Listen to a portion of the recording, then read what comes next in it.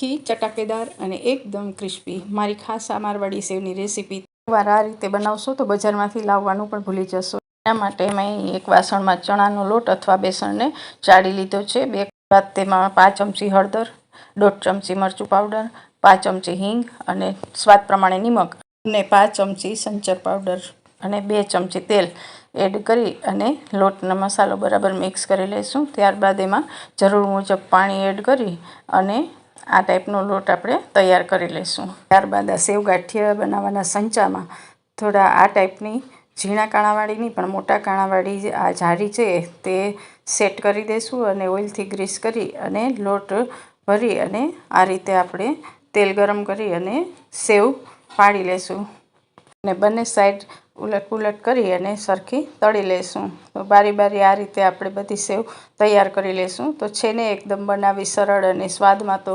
એકદમ ટેસ્ટી છે। જો એકવાર બનાવશો તો બીજી વાર તમે બહારનું પણ લેવાનું મન નહીં થાય એવી સરસ બને છે। જો તમને મારો વિડીયો ગમ્યો હોય તો એક લાઈક જરૂરથી આપશો। Thank you.